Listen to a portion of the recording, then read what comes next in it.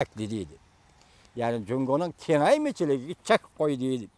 Cungo'nun düşmanlarini hareket keltirip ularning dadil, yoq deyishini, avorchilik paydo qilishini qo'lga keltirgan bo'lsa, Cungo'ga avorchilik tepib berishni qo'lga keltirgan bo'lsa, prezident Trump yana bir tarafdan Tayvan mustaqilchilariga rag'bat berib, Cungo'nun qizil sizig'iga bevosita oyoq bosdi.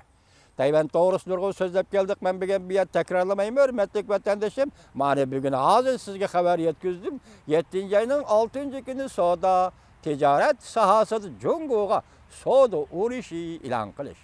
Soat 1 da Washington vaqti soat 1 da. Dal shu kuni 7-oyning 6-kuni 7-oyning 6-kuni soat 1 da dedi ben basta. Yani şu 7-oyning 6-kuni Tayvan bo'g'zidan 2 dona Amerika Qo'shma Shtatlarining 2 dona harbiy parxodning o'tib kelishi va bu parxodlarning qaytib berib Regan belgilik avtomatkalar guruhi qo'shilishi. Vaziyat mana shu yerga yetmayadi nima deyildi maqolada. Amerika Qo'shma Shtatlari Tayvan to'g'risida Cungo sizib chiqqan qizil siziqqa dastladi deydi. Mana bu dastladi. Harbiy ishlar jihatda kengayish kechiringlar. Harbiy ishlar jihatda Kengash palatasi, Amerika Qo'shma Shtatlari Davlat Majlisi Kengash palatasi, Harbiy ishlar komiteti 2019-yil moliya yilida davlat mudofaasiga huquq berish qonun loyihasi ma'qullab, harbiy tarafdan texnik ilgirlab, har qaysi taraflar va harbiy tarafdan texnik ilgirlab kelgusida Tayvan armiyasining Amerikada o'tkaziladigan harbiy manevrini qatnashishini yo'lliq deb qaradi. Shundaqla Amerika armiyasining Tayvanda o'tkaziladigan Hangguang har yili o'tkaziladigan harbiy manevrga qatnashishini yo'lliq deb qaradi. Endi ish hazildan, chaqchaqdan nega chiqdi? Oynashqanda ukisi, chingdashqanda aksi degan yerga chiqdimi qandaq vatandoshlar? Shu yerga chiqib kelyapti. Amerika armiyasi bilan birlikda Tayvan harbiy tarafdan armiyalarining birlikda harbiy manevri o'tkazishi ma'qul bo'ldi. Yoki qo'lladi degan. Amerika hukumat taraf va harbiy taraf Tayvan uchun sabta turadigan irodasini bildirishdi. Hukumat ham diplomatiya sohasida, siyosat sohasida Tayvan bilan bir saf turadiganligini bildirsa, o'xshashli vaqtda Amerikada harbiy taraf ham Tayvan bilan bir safda turadiganligini. Masalan, Cungo tarafdan tasodifiy to'qinish va tasodifiy harbiy ishlar har yuz beradigan bo'lsa, Amerikaning Tayvan tarafda turadiganligini Jakarta dedi. O'tir bildirib o'tdi dedi. Janubiy dengizda erkin qatnash nomida Cungo'ning harbiy mavjudligi orqa-orqadan xirish e'lon qildi. Mechi chav deymiz, Janubiy taqim orollar deymiz. Mushu orollarga birdan, ikkidan Amerikaning harbiy parxodlari kirib keldi. Mushu oraliqda nima deyapti maqola yozuvchi? Bu oraliqda Cungo'ning Janubiy dengizdagi harbiy mavjudligiga Amerika armiyasi tahdid yoki xirish xarakterli tahdid soldi deydi. Nurg'un davlatlarni to'plab harbiy manevr o'tkazdi. Masalan, biz boshda aytdik, Solomon taqim orollarida o'tkazilgan 26 davlat harbiy manevrga dastlabda Cungo taklif qilingan edi, keyin rad qilindi. Bu davlatlar ara qaltis ish ekan, bu vatandoshim, siz bilan biz keldi ba'zi sabablar bilan rad qildi, undaq o'yin tomoshani rad qildi, bundaq fikrlar degan gaplar oddiy atalgan bilan bu davlatlar o'tirishga munosabatda bek og'ir ish bu. Avval manevrga taklif qilish, qatnashga taklif qilish, keyin uni rad qilish og'ir gap bu vatandoshim. Cungo'ga bevosita xirish ko'rsatdi. Harbiy ishlarga oid yuqori fan texnika sohasida Cungo'ni qamal qilish ishga qo'shildi. Demak, fan texnikada taraqqiy qildirib, fan texnikada erishmoqchi bo'lgan sohalarda mushu yo'llarda Cungo'ni hozir cheklab qo'ydi, yana qamal qildi dedi. Baş burcaklik bino hatto Cungo'ning oliy maktablari bilan sazgor temalar bo'yicha hamkorlashib tadqiq qilishni to'xtatdi deydi. Masalan, nima deydi? Oliy maktablar bilan Amerikada 5 burcaklik bino harbiy taraf tuzgan kelishim bo'yicha fan tadqiqot sohasiga kirish, fan tadqiqot sohasi ilmiy amgak qilishni ko'zlagan bo'lsa, endilikda buni to'xtat dedi. Yana birisi 6 ayning 11 kuni Amerika to'rbat betarafligi prinsipini bekor qildi. Men buni tushunmaydi ekanman. To'rbat betarafligi deganda aralashmaslik masalasimi? Aralashmaslik masalasi bo'lganda nimalar qartilgan? Buning uchun shaxsiylar bormi bilgili olmaydi. Biroq buni ko'zga ko'rinmaydigan urush shuning bilan o'ttirib chiqdi dedi. Masalan, to'rbat betarafligidan Amerika voz kechdi. Ko'zga ko'rinmaydigan urush shuning bilan o'ttirib chiqdi dedi. Iqtisodiy jihatda Amerika Jungoga texnik qattiq qo'l soldi. Eğer baj qo'yib, Jungoning Amerikaga eksport qilishiga eg'ir zarba bergandan boshqa, Jungoning iqtisodiy manfaat va taraqqiyot ko'lamiga bevosita zarba berdi.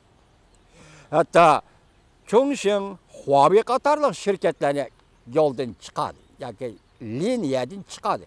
Chongqing hozir markaziy komitet, Jungoning markaziy komiteti gumron bo'lgan shirkatlar qatoriga kirgizib, davlat nomiga o'tkazib oldi. Hozir Huawei'ning holiga voy.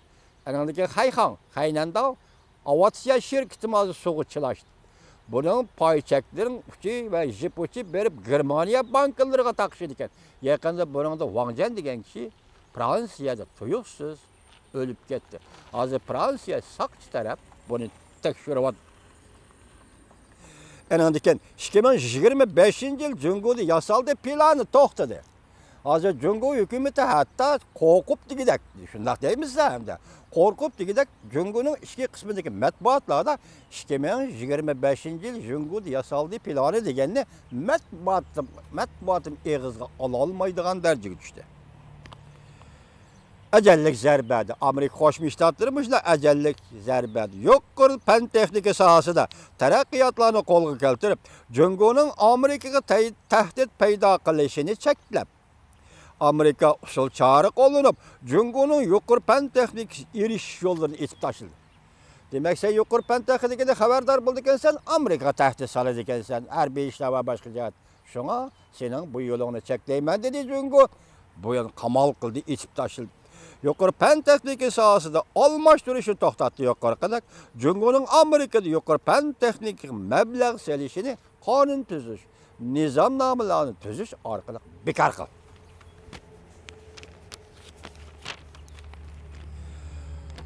Umumimizde Qo'rishovga elingan ahvol ostida, Jungo umumimizde Qo'rishovga elingan ahvol ostida Xi Jinpingning yana qaltislik qilayotganligini hisobga olgandan boshqa, qaltis davlat o'zining abdi bashirisini oshkorlashga boshladi. Qaltis davlatga yaqin to'rbetidashna bir mavzu paydo bo'lgan, mening davlatim qaltis davlat deydigan. Hozir bu maqola yozuvchi shu jumlani elib bu yerda kinoya qilyapti Jungoga. Qaltis davlat bo'lolmayli qolmasdan ichki tashqi jihatda qiyin ahvolga tushib qoldi Jungo. Jungo garchi og'zida qonga qon, jonga jon olamiz degan bo'lsa-mu, lekin harakatda reallikka qaraydigan bo'lsangiz allaqachon Amerikaga oq bayroq chiqadi. Musha tahlil qilaylik. Jungo boshida qonga qon, jonga jon olaman. Bu Jungoning maylimi? Mumkin emas. U majburiyat ostida qoldi. Agar shundoq demasa, Jungo fuqarolar nima ish qiladi? 60 yil, 78 yil Gongchandang qutqazdi bizni, ozod qildi bizni. Hammaga kompartiya ega, hammaga kompartiya mas'ul, hammadan kompartiya qutqazdi deb odatlangan, yodlab yurgan Jungo fuqarolarining oldida agar Amerikaga taslim bo'lish yo'l qo'yishda biroqli o'zgardigan bo'lsa, jahonning bo'lib ketadi vatandosh, mumkin emas. Masalan, hozir qiyin ahvolga kel. Jungoni qabul qila oladigan ikki narsa bor. Nimishqa Jungolikmi odam vatandoshimi? U o'ylaydi. U to'g'ri deydi, xatoni xato deydi. Bu ikki narsa nima? Biri Uyg'uriston masalasi, mustamlika Xinjiang masalasi. Yana birisi Tibet masalasi. Agar bu Jungo hukumati mushu navbatda oq bayroq ko'tarib, Amerikaning besimidan qutulishning yo'lini izlaydigan bo'lsa, birdan-bir yo'l Tibet bilan 50-yilda tuzilgan 17 modellik shartnomani elib chiqsangchi o'ttirga. Moshundaq deganidoq bu shartnoma biz amal qilmadik degan gapni Jungo fuqarolariga topshirib baqsangchi. 1949-yili 1-ayning 31-kuni Shibeypoda, Beijingning atrofidagi rayonda Rossiyadan kelgan diplomat Molotov bilan Mao'zedong nima suhbatlashdi? O'ttirga elib chiqsangchi. Uyg'ur inqilobini to'xtatish, Uyg'ur inqilobini bostirish, Ahmetcan Qasimiy rahbarligi va yetakchiligidagi davlat rahbarlarining hammasi qandaq bir taraf qilish ochiq aytaylik. Bizden hazır paketimizi senin aldığın koygudak bizden devletimiz yok. Devletimiz boğan kili hem paketi senin aldığın koyumuz biz şun kıyas perez bile sözleyimiz sen şibey bu yığını da malı toplanın Ahmetcan Qasimi'ne kandan yok tuş doğrusu nimelen dedin sen şunu aşkarlısan bugün günde ak bayrak kötəgende Tibet meselesi aşkarlısan Cungu halk kabul kılıdı.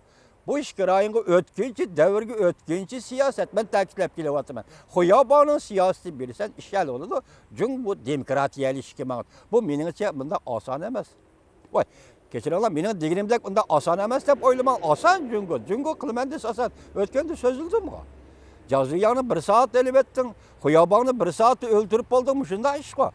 Endi çekinip sen demokratik yolumuş yolu tutduğun bolsan demek ki akbayrak götürüşten maaşı yok. Biz başladık maaşı efendi nim dedi. Bugün teslim bolsan üğürtürüp teslim bolsan. İnavetlik teslim bolsan. Kolağını kötersen la halas. Et teslim bolsan şükünüp olturup teslim bolsan. İşte tak. Bana bugün hazır nim deydi.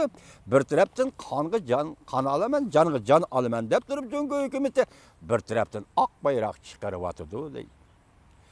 Hazır Cungu'da iktisat ciddileşke başladı. Xuddi kapakni, quruq kapakni soğu çökürsen, çökmeyi leylep alganda Cungu'nun her qaysı joylarida, joylarda ziddiyetlerin karakteri özgürleşke başladı. Yeni ziddiyetler o'ttirg'i chiqishga başladı. Ko'ri ziddiyetler keskinleşke başladı. 1. ayının 6. günü Cungu Amerika soğuduruş 7. ayının 6. günü keçirenler soğuduruş resmi başlandı. Cungu'nun payçak bazarı birinci bulup yemirleşki yüzlendi. Şincin'de Şanghay'da 2800 nokta yetip geldi. Çet elde halk pulunun kıymeti devamlık 11 gün düştü. İşki bazar küçüdün kaldı.